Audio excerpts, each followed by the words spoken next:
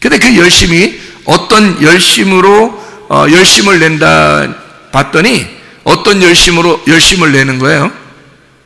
하나님의 열심으로 열심을 낸다는 거지. 예, 그러니까 하나님의 열심으로 열심을 낸다 하는 거예요. 그러면 하나님의 열심이라는 게 있다는 얘기죠, 그죠? 하나님의 열심이 있다는 거예요. 그럼 하나님의 열심이라고 하는 걸 여기서 보니까 그 열심 낸다, 하나님의 열심으로 열심을 낸다는 그 열심을 낸다는 말이요, 젤로라는 단어입니다. 젤로. 이게 따뜻함을 갖다라는 단어예요.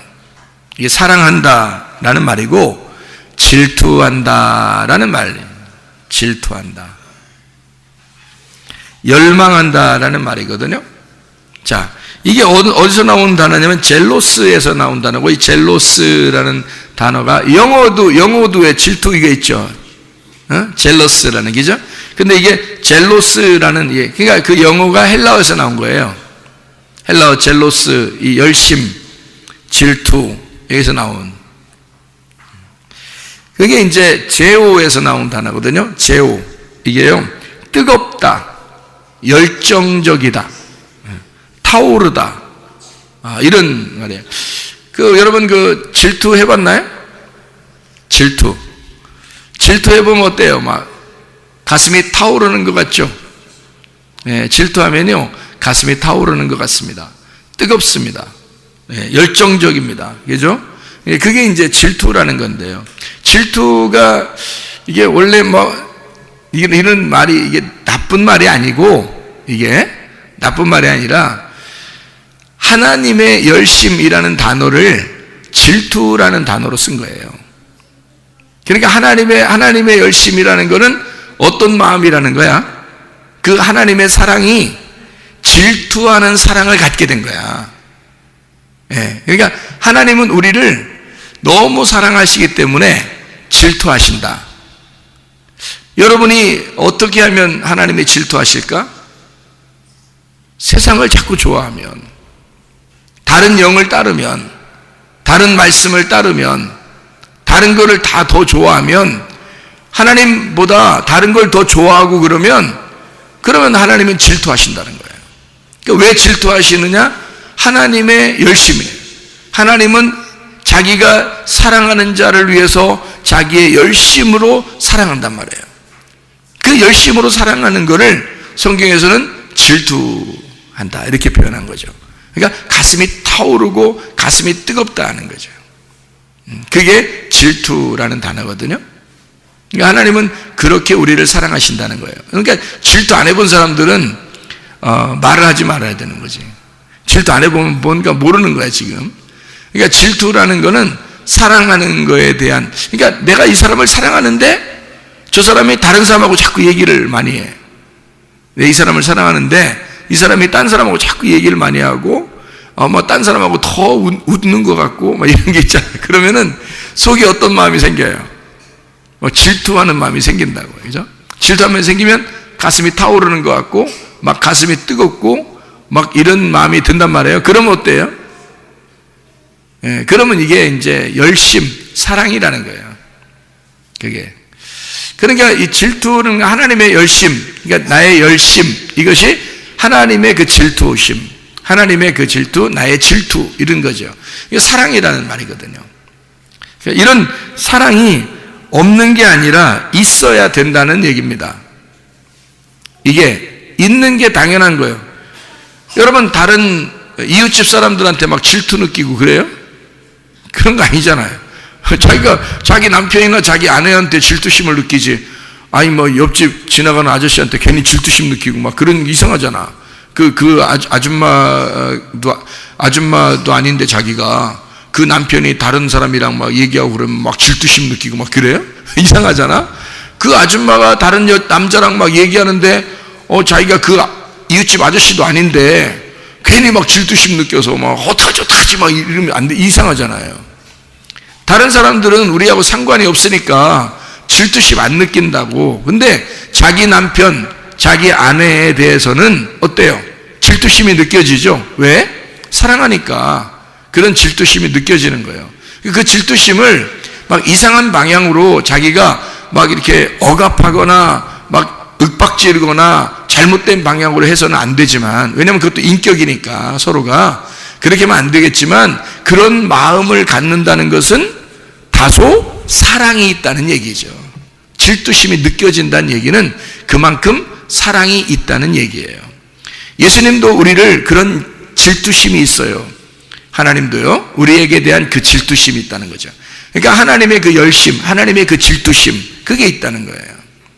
그러니까 우리도 주님을 사랑하면 주님에 대한 어떤 우리의 질투심, 그것이 우리가 있느냐 이거예요. 우리도 그런 열심, 그런 사랑이 우리에게 있는가? 우리가 성경을 통해서 우리가 좀 보면 그런 질투심 같은 사랑이 왜 필요한가? 그리고 자 보세요. 고린도서 11장 2절에 보면 하나님의 열심으로 너희를 위하여 열심을 내노니 내가 너희를 정결한 처녀로 한 남편인 그리스도께 드리려고 중매한대요. 자, 결혼. 자, 중매를 했으니까 결혼해야 될 거 아니에요. 그럼 결혼하는 목적은 뭐예요? 결혼 왜 하는 거예요? 남들 다 하니까? 이상하잖아, 그렇게 하면. 그 이상하잖아. 자기 나이가 먹어 가는데 남들 다 결혼하니까, 자기가 빨리 결혼해야 되겠다. 이래서 결혼하면 그 이상한 거지. 결혼의 목적이라는 게 있어요. 성경에서 보면 성경적인 결혼의 목적. 그러니까 우리들이 말하는 결혼의 목적이 아니고 성경적인 결혼의 목적. 뭐 때문에 결혼을 시키려고 했을까? 뭐 때문에 중매하는 거예요? 그리스도에게 막 연결시켜서 결혼하게 만들어요. 왜요? 왜 우리를 정결한 처녀로 그리스도를 만나게 해서 결혼하게 하죠? 왜 그런 것 같아요? 네? 질투하게 만들려고? 그냥 뜬금없이 그냥 갑자기 질투해버려, 그냥? 그 사랑하는 걸 사랑하는 건데, 그 질투하는 목적, 뭐, 사랑이죠, 그죠? 사랑 때문에 그런 건데요. 그러면은, 신랑과 이 신부가 이렇게 만나게 되는 그 결혼하는 목적이 있어요. 성경적인 목적은 출산입니다. 출산. 그러니까 성경적인 목적은 아기를 낳기 위해서예요. 그러니까 신랑과 신부가 만나서 아기를 낳기 위해서 만나는 거거든요. 성경적인 가르침이에요. 그러니까 우리가 하나님, 남편이신 하나님을 만나면 그러면 우리 속에 누가 잉태가 돼야 돼요? 내 속에 마리아의 뱃속에 뭐가 잉태돼? 예수님이 잉태가 되는 거야. 그러니까 마리아하고 성령이라는 하나님이 만나면, 성령이라는 하나님이 마리아에게 오시면 속에 뭐가 들어가? 예, 그 씨를 받으면 예수님이 잉태가 된단 말이에요. 예, 예수님이 잉태가 돼서 그 예수님이 이제 나오는 그 목적이 그거다. 성경에 결혼하는 목적은 출산의 목적을 가지고 있는 거예요. 그러니까 씨 뿌림, 그러니까 씨를 뿌리기 위해서. 그래서 마태복음 13장에 보면 씨를 뿌리죠. 그러니까 씨는 잘못된 게 없다고 그래요. 그러니까 씨는 말씀이요라고 되어 있고요. 거기에 밭이 있는데 밭이 좋은 밭이 돼야 된다. 어떤 밭? 누구 밭처럼 돼야 돼요? 마리아처럼. 그렇게 좋은 밭이 돼야 된다. 마리아는 어떤 사람이었던 것 같아요? 그러니까 여기 고린도서 11장 2절의 말씀에 보니까 정결한 처녀였던 거죠. 예, 정결한 처녀가 마리아인 거고, 그걸 이제 사람들이 이제 그 여자, 정결한 처녀, 이렇게 얘기하죠. 그 처녀가 잉태하게 된다는 거죠. 예, 그러니까 그 정결한 처녀가 잉태하게 되는, 그러면 잉태를 해서 아기가 이제 출산이 돼요. 그러면은, 마리아는, 물론 이제 예수님 하나님의 아들은요, 우리 속에 들어와서 그 씨가 심겨져서 우리 속에서 이제 씨가 자라나고, 그리고 그 속에서 이제 마리아의 뱃속에서 예수님이 이제 출생을 하는 거거든요. 그러면 어떤 밭이 돼야 된다고? 좋은 밭이 돼야 된다고. 그러면 어떤 밭이 또 있다는 거야? 예? 길가밭, 길가밭, 돌짝밭, 그리고 가시밭, 이런 게 있다는 거예요. 그런 데는 씨가 자라나 못 자라나? 못 자라나. 벌써 손이 내가 어떻게 돼요? 지금 내가 손이 벌써 이렇게 하고 있잖아요. 안 된다는 거죠. 그건 아니다. 그러니까 벌써 씨가 못 자라난다. 그러니까 어떤 밭만 자라나요? 예, 마리아 밭에서만 자라는데 벌써 손이 이렇게 됐잖아. 벌써 손이. 그러니까 마리아 밭에서만 이게 이 좋은 밭에서 30배, 60배, 100배 결실을 맺게 되는데 그 열매를 보면 네가 누군지 알게 될 것이다 그러잖아요. 그럼 그 열매가 누가 나타나야 돼? 예수님, 예수 그리스도라는 열매가 네 속에서 나타나야 돼. 그럼 예수님은 뭐야? 뭐가 나타나야 돼? 그러니까 우리 속에서 뭐가 나타나야 돼? 예수님이 나타나야 돼. 그럼 예수님이 누구라? 자기가 뭐라 그래? 자기가 길이요, 진리요, 생명이라 그러잖아. 그러면 여러분과 저가 이제 뭐를 보면은 알 수 있어요. 우리가 뭘 해야 돼? 여러분이 길이 돼야 돼. 길이 돼야 돼. 그리고 여러분이 어떻게 돼야 돼? 진리를 돼야 돼. 그 다음에 생명이 돼야 돼. 그렇지? 여러분 만나는 사람들이 순 사망의 저주된 말 듣고서 죽어 나자빠지면 되겠어? 안 되겠죠. 여러분을 만난 사람이 생명의 복된 말을 들어서 생명을 얻어야 되지. 왜? 여러분에겐 뭐가 들어와서 심겨졌고 나왔으니까. 예수 그리스도가 여러분에게서 나와야 되니까. 예수가 생명이니까. 생명의 복된 말이 나와야 정상인 거고요. 진리가 나와야 정상인 거죠. 네. 그리고 여러분이 길이 되는 게 정상인 거지. 왜냐면 우리가 그리스도를 잉태했으니까. 그게 그리스도인들의 삶이라는 겁니다. 근데 그걸 이제 안 하면 반대가 되죠. 사망의 저주된 말을 하게 되고 길이 안 되고 사망이 따라오게 되고 거짓이 되게 되고 이러잖아요. 그러면 이제 그 사람은 하나님으로부터 분리된 사람이 되는 거예요. 그렇죠? 그러니까 그런 안 되는 사람들이 되면 안 되죠. 그죠? 그리고 우리는 되는 사람이 돼야 돼요. 어떻게? 생명의 복된 말 하는 사람들이 돼야 된다. 길이요, 진리요, 생명이라는 열매가 우리 속에서 드러나야 된다. 왜냐하면 그리스도가 심겨졌잖아. 여러분 예수님이 우리 뱃속에 잉태가 되면 말이에요. 아기가 잉태되면 유전자라는 게 있거든. 그 유전자가 100% 아버지 유전자만 받아요? 엄마 유전자도 받아요? 엄마 유전자도 받아요. 그러니까 엄마 유전자와 아버지 유전자가 함께, 그죠? 섞여가지고 아기가 만들어지는 거거든요. 여러분. 그러면은, 여러분 보세요. 여러분이 이제 아기를 이제 임신했어. 그리고 여러분이 아기가 나왔어요. 그런데 유전자가 100% 아버지만 닮은 건 아니잖아. 엄마도 닮아야 되잖아. 그렇죠? 그러면 어떻게 돼야 돼? 그러면 보세요. 마리아는 지금 예수님이 이 땅에 나왔을 때 예수님은 그냥 말씀이신 성령이 마리아 뱃속에 들어갔으니까 나와가지고 아버지 유전자만 가지고 있으면, 예를 들어 아버지 것만 가지고 있으면, 그러면은 이 땅에 나와가지고 어떻게 살아야 돼? 말씀으로만 살아야 되겠죠? 말씀으로만 살아야 되겠지. 그러면 말씀만 휘 돌아다니고 이렇게, 그럼 어떻게? 그럼 사람들하고 무슨 관계가 없잖아. 그죠? 그러니까 예수님이 나와가지고 누구 유전자도 같이 가지고 있으면서 활동을 해야 돼. 예, 마리아의 유전자도 같이 가지고 활동을 해야 되는데, 사실은 예수님은 어때요? 그냥 하나님이죠, 하나님. 그렇기 때문에 이 하나님이 그냥 뱃속에 들어갔기 때문에 그냥 아예 그냥 하나님이 그냥 아기가 돼서 들어간 거예요, 여기다가. 그래서 이렇게 그대로 나온 거예요. 그러니까 마리아하고는 섞인 것이 없지. 마리아하고 피도 안 섞이고 아무것도 안 섞였어요. 그냥 그대로 나온 거예요, 이렇게. 이제 근데 우리들이 임신했다고 생각해봐. 우리들이 임신했다고. 그러면 말씀이라는 예수님 우리 속에 뱃속에 심겨지면 어떻게 돼? 반반이 되죠. 반반이 돼서 이렇게 나오잖아, 아기가. 그러면 이제 이렇게 되는 거죠.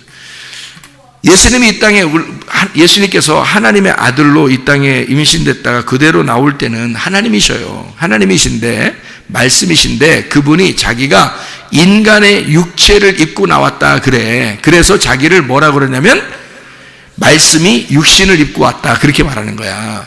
근데 그 육신도 예수님은 뭐야? 거룩해. 하나님이에요. 여러분이 이제 구원받고 하나님의 아들이 됐다고 그래. 응? 그러면 여러분 지나가는 사람한테, 지나가는 소경한테 눈에다가 딱 뱉어가지고 눈 이렇게 발라주면서 거룩할지어다. 그럼 거룩해요? 그러면 그 소경도 지나가다가 여러분이 눈에다 탁 뱉으면 기분 나빠. 눈 감아 있어도 기분 나쁜 거야. 냄새도 나고. 에? 기분 나쁜 거야. 왜 더럽게 나한테 침 뱉냐 그럴 거 아니야. 그렇죠? 그런데 예수님은 소경한테 침 딱 뱉어가지고 진흙 딱 이겨서 눈에다 딱 발라주고 이래도 누가 더럽다는 얘기를 안 해. 왜요? 그 몸이 어땠기 때문에? 거룩하기 때문에 그런 거란 말이에요. 왜? 하나님의 아들로서 그가 내려올 때 이미 그는 말씀이 육신을 입어서 그렇게 하나님의 형상으로 만들어져서 들어갔단 말이에요. 그래서 그렇게 해서 그대로 나왔기 때문에 몸 자체가 거룩한 몸이에요. 여러분, 그분 몸은 거룩한 몸이라고요. 여러분, 예수님이 몸이 잘 들으셔야 돼. 이거 유전학적인 얘기야. 잘 들어야 돼. 잘 봐요. 예수님이 이 땅에 와서 몸을 입고 사셨어요. 그런데 예수님의 몸은 흙으로 만들어졌어요? 하늘의 재료로 만들어졌어요? 하늘의 재료로 만들어진 몸은 예수님 한 분밖에 없어요. 그러나 그분이 죽을 때 똑같은 느낌으로 우리의 죽음과 똑같이 죽는 거예요. 육신으로 왔으니까. 죄를 짊어지고 거룩한 몸인데 원래 그리스도의 몸은 거룩합니다. 그 몸이 우리의 육체를 입어서 죽기 위해서 온 거기 때문에 그래서 육신으로 죽었다고 그러는 거지. 그리고 영으로 살리심을 받았다. 이렇게 말씀하시는 거지. 그분의 몸은 흙으로 만든 게 아니에요. 예수님의 몸은. 그래서 예수님의 몸이 하늘나라로 그냥 승천해버리는 거야. 부활을 그냥 해버리고요. 땅에 남겨두지 아니하고 그 몸이 그대로 올라가 버리는 거예요. 우리가 하늘나라 올라가면 예수님을 그대로 볼 수 있습니다. 성경에도 그렇게 나와 있고요.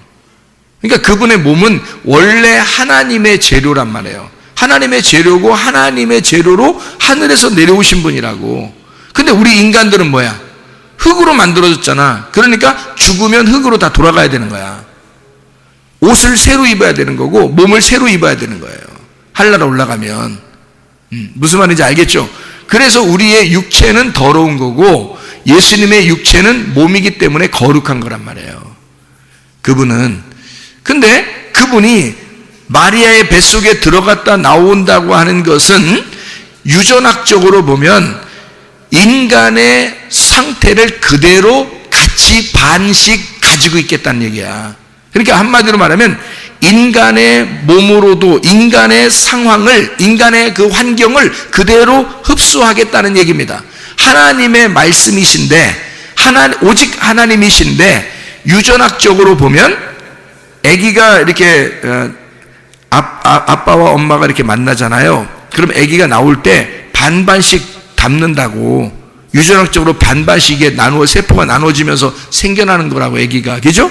그러면은 하나님인 예수님이 그대로 인간의 몸에 들어갔다가 나올 때는 그냥 하나님 자신이에요. 하나도 섞인 게 없어. 근데 인간의 몸에 들어갔다 나오면서 인간의 모습을 10달을 뱃속에 있으면서 인간의 모든 유전학적인 마리아의 그 생태, 인간의 육체적인 생태를 그대로 흡수해버린단 말이에요.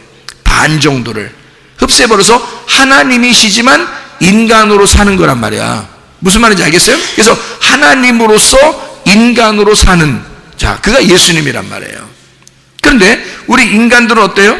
아빠와 엄마 반반씩 들어가서 유전학적으로 반씩 나눠져가지고 아이가 만들어진다고요. 그러면은 아빠의 스타일, 또 엄마의 스타일을 반반씩 담게 돼 있다고, 이게. 그렇죠? 그러면서 이제 어느 한쪽으로 더 기울게 되고 이제 이렇게 되죠, 그죠? 이렇게 만들어진다고요.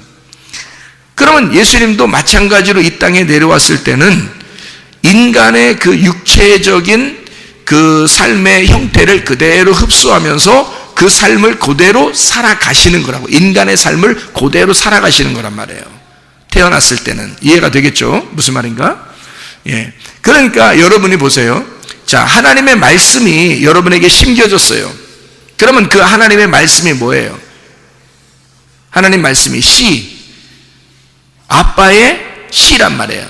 그 아빠의 씨가 여러분에게 들어왔는데 여러분이라는 씨, 여러분이 그 씨를 받아들이는 그 집이 우리 안에 있잖아. 그러면 그 씨가, 말씀이라는 씨가 우리 안에 들어왔어. 그러면 이 두 개가 결합이 될 거 아니에요. 나하고 하나님의 씨가 결합이 될 거 아니야. 이 땅에 사는 동안에는.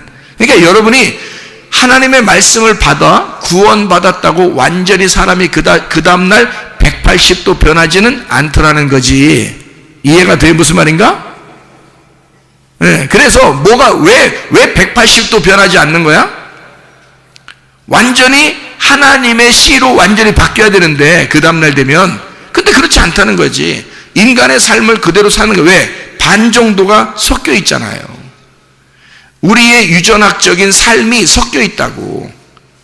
근데 거기에 뭐가 들어왔어? 하나님의 말씀이라는 성령이 들어와 버린 거야. 그래서 반은 하나님의 말씀이 우리 속에 살고 있는 거야. 그리고 반은 뭐가 사는 거야? 내가 살고 있는 거야. 자, 이해가 돼, 안 돼? 이해되죠? 응? 그러니까 반은 하나님이 들어오신 거야. 그죠? 유전학적으로 지금 얘기해 주는 거야. 반은 하나님이 들어오신 거고요. 씨가 들어왔잖아. 아버지 거잖아. 반은 누구 거야? 엄마 거지? 그 엄마가 누구야? 나잖아. 내가 그 씨를 받아들였단 말이야. 그래서 둘이 섞였어. 이게 섞여서 누가 나왔어? 예수라는 하나님의 아들이 내 속에서 나오는 거야. 그게 나야. 구원받은 나. 구원받은 내가 하나님의 아들이 됐고, 그게 예수님이란 말이에요. 근데 예수님인데 원래 옛날에 예수님이었던 예수님하고 좀 달라? 똑같아? 달라. 왜 달라? 예, 좀 달라. 왜 그러냐면 아버지의 말씀의 사람인 것 같기도 한데 어떨 때는 육신의 사람인 것 같기도 하는 거야. 나하고 섞인 거야. 이게 하나님하고 나하고. 그죠? 유전학적으로 반반씩 섞여서 나왔잖아. 하나님의 아들은 하나님의 아들. 그러니까 여러분이 예수님은 진짜 믿기는 믿는데, 예수님 믿어서 천국 갈 사람이 백성이 되긴 됐는데, 하나님의 아들로 태어났는데, 하나님의 딸들로 태어났는데, 문제는 반반씩 섞여 있기 때문에 내 삶을 통해서 그러고 싶지 않은데 자꾸 내게 나와 안 나와. 자꾸 그것이 나온단 말이에요. 유전학적으로. 그죠? 그럴 때 이제 어떻게 하느냐 이거야. 성경은 뭐라 그러냐면 죄와 사망의 법으로 너를 파괴시켜야 된다는 거지. 죄와 사망의 법이라고 하는 그 율법으로 너를 파괴시키러 이 말씀이 있다는 거야. 그러니까 하나님의 씨를 받은 자에게, 하나님의 아들이 된 자에게 이 말씀이 율법이 되어 악한 목자가 되어 우리를 막 두들겨 패는 거예요. 그리고 나라는 것을, 아니 여기서 하나님의 씨가 있고 내 씨가 있는데, 나라는 게 있는데, 하나님의 씨를 받아들인 내가 있는데 세상에 하나님의 씨를 두드러 패겠어? 말씀이? 생각을 해봐요. 누굴 두드러 패겠어? 나를 두들겨 패는 거야. 그래서 나를 파괴시키려고 하는 거야. 나를 파괴시키고 온전히 하나님의 씨가 나를 장악하도록. 그러니까 한마디로 말하면 엄마 아빠가 닮았는데 아빠 엄마가 분명히 반반씩 닮았거든. 구원받을 때 반반씩 닮았어. 그래서 예수님이 들어왔는데 자기가 아직도 살아있는 거야. 그래서 여기 반반씩 살아있는 거야 지금. 그러면 이제 하나님의 말씀 우리에게 뭐 한다고? 나라는 이 반의 유전자를 파괴시키는 거야. 어디로 만드는 거야? 온전하게 하나님의 아들, 하나님의 씨로 만들어버리는 거야, 이걸 자꾸. 그래서 이걸 이렇게 만드는 작업을 하는 걸 만들어 나간다, 재창조한다라고 말하는 거예요. 하나님의 성품으로. 그러니까 여러분, 변하지 않는다. 날마다 변하지 않았다. 더한다. 심지어는 더 옛날보다 더하다. 이러면 큰일 나는 거예요. 그건 육체적인 삶이 아직 변하지 않았다, 이게.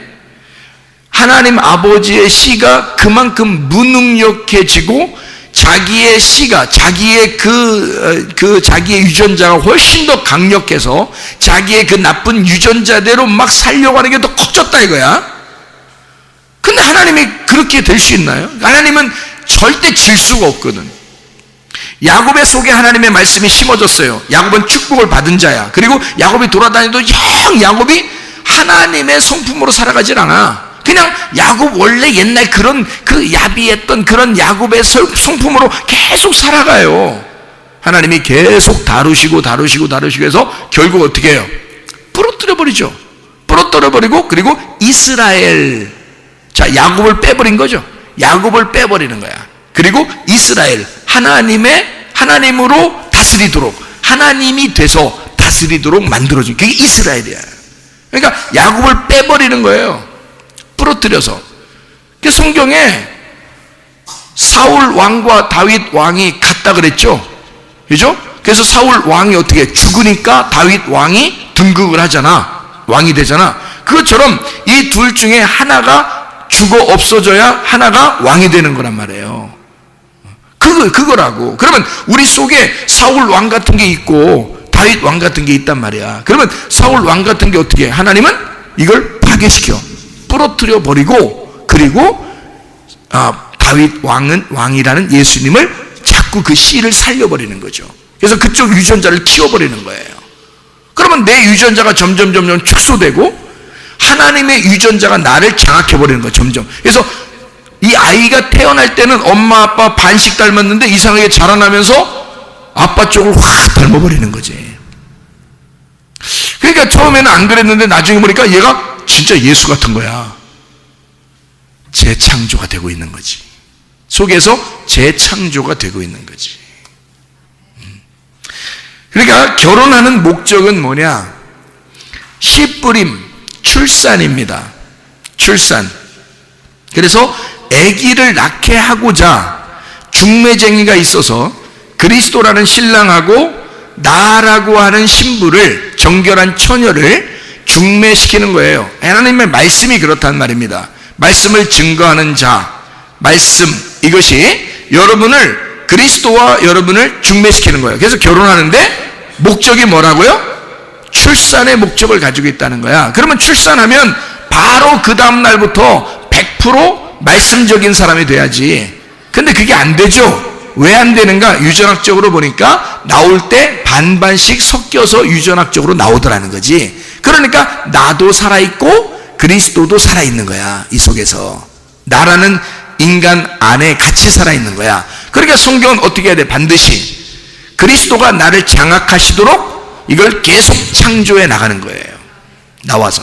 이해가 되겠습니까? 하나님 말씀이 그래서 갈라디아서 5장 19절부터 23절까지 말씀 보니까 육체의 소욕과 성령의 열매가 나오죠. 그러니까 육체의 소욕은 하나님의 나라를 유업으로 받을 수가 없다. 성령의 열매는 대신 하나님의 나라를 유업으로 받을 수가 있다가 되는 거죠. 그러니까 육체의 소욕과 성령의 소욕이라는 걸 해서 성령의 열매가 점점 많아지면 육체의 열매가 점점 작아지는 거죠. 근데 육체의 열매가 자꾸 커지면요, 그걸 가만히 내비두면, 하나님 말씀을 심어줘가지고 그걸 갖다 이렇게 막 잘라서 잘 이렇게 정리를 해줘야 되는데 그걸 안 해주면 계속 육체의 열매가 살아난단 말이에요. 그러면 성령의 열매가 축소가 되는 거죠. 그러니까 어떤 사람은 교회 다니는데 어떤 사람은 육체 열매가 더 강한 사람이 있고요, 어떤 사람은 성령의 열매가 점점 강한 사람이 있단 말이에요. 그렇죠. 바로 그래서 그래요. 이게 유전학적으로 그리스도를 닮은 사람과 나를 닮은 사람이 이게 누구한테 더 내가 장악당하느냐 이거지. 그러니까 그리스도에게 장악당하면 내 활동이 제한되는 거죠. 억압당하는 거지. 그래서 이거를 하나님의 열심이라 그래요. 그러니까 하나님은 결혼해서 우리하고 같이 목적이 뭐냐면요, 아기만 낳고 그냥 끝나요? 그러면 아기 낳는 기계야 우리가? 아기 낳고 뭐해요? 아기 낳고 그냥 가만히 있어요? 같이 사는 거죠. 아기 낳고 같이 사는 거야. 그러면 결혼의 목적은 아기도 낳는 거지만 같이 사는 거죠.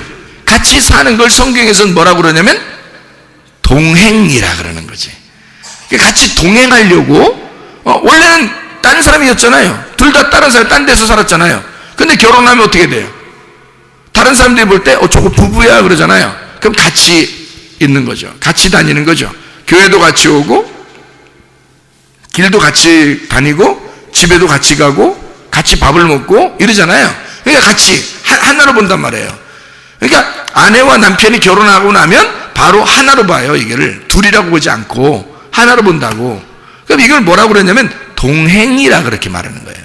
자, 그리스도와 내가 결혼한다? 목적은 출산. 다시 말하면 예수라는 아들을 낳기 위해서다. 내 속에서. 그리고 예수님과 내가 함께 동행하려고, 그러려고 결혼하는 것이다. 그렇게 만들려고 여러분을 중매시키는 겁니다. 저도 정결한 처녀로 그리스도를 만나게 하는 중매시키는 중매쟁이가 기분 좋으려면요, 둘이 잘 만나면 기분 좋다고요. 둘이 잘못 만나면 뺨때기 맞아서 가운데서, 잘못 만나면 잘못 소개해주면요 뺨때기 맞는 거예요. 가운데서 이쪽도 맞고 이쪽도 맞고 쌍싸대게 맞는 거예요. 그런데 중매를 잘하면 어떻게 돼? 신부 쪽하고 신랑 측하고 막 이렇게 칭찬해 주는 거죠. 야, 진짜 우리 잘 만났어요. 너무너무 행복해요. 소개해 주셔서 감사합니다. 그러잖아요. 그러니까 주님도 나를 칭찬하고 좋아할 것이고, 이렇게 정결한 처녀들을 내게 신부로 맞이하게 해주셔서 참 감사해, 이럴 거 아니에요, 주님께서도. 그죠? 그리고 여러분도 저한테 진짜 예수님을 제가 만나게, 말씀의 예수님을 제가 만나게 돼서, 목사님 때문에 만나게 해서 정말 감사해요 라고 중매쟁이한테 칭찬할 거 아니에요. 그거예요. 그러니까 중매쟁이는 어떤 열심을 가져야 되는데, 어떤 열심을 가져야 되냐? 하나님의 열심을 가져야 된다는 거지. 하나님이 그렇게 열심으로 우리를 사랑하고 싶어 하신다는 거예요. 그 열심이 젤로우라는 따뜻함을 갖다, 사랑하다, 질투하다라는 단어입니다. 그러니까 하나님은 우리를 진짜 질투하시면서 사랑하신다는 거죠. 예. 그 열심으로 여러분과 그리스도를 연결시키는 중매쟁이다, 제가. 네, 중매쟁이. 그러니까 참 이 말씀이라는 게요, 말씀을 통해서 여러분과 그리스도를 이렇게 연결시켜주는 그런 역할인데, 이 말씀이요, 이게 증거하는 자가 참 조심해야 되죠. 잘 알아야 되죠. 신부 측도 잘 알아야 되고, 그리스도 신랑 측도 잘 알아야 돼. 그러니까 중간에서 둘 다 잘 알아야 돼. 네, 중매쟁이는요. 그래서 여러분은 소개시켜주는 그리스도만 알면 되고요, 그리스도는 신부만, 오직 신부만 쳐다보고 신부만 잘 알으면 되죠. 근데 중매쟁이는 둘 다 잘 알아야 돼요. 신부 측도 잘 알아야 되고 신랑 측도 잘 알아야 돼. 그래서 중매쟁이는 늘 고민하는 거예요. 기도하고 고민하고 하나님 말씀을 깨달으려고 하고, 주님께서 원하시는 그 말씀, 하나님의 열심으로 저를 가르쳐 주십시오라고 계속 기도하고 그러는 거죠. 왜냐하면 이것을 알아야 양쪽 다 소개를 잘 해줄 수가 있거든요. 이게 중매쟁이 역할입니다. 고린도서 11장 2절에 말씀하는 그 내용이죠. 그 중매쟁이.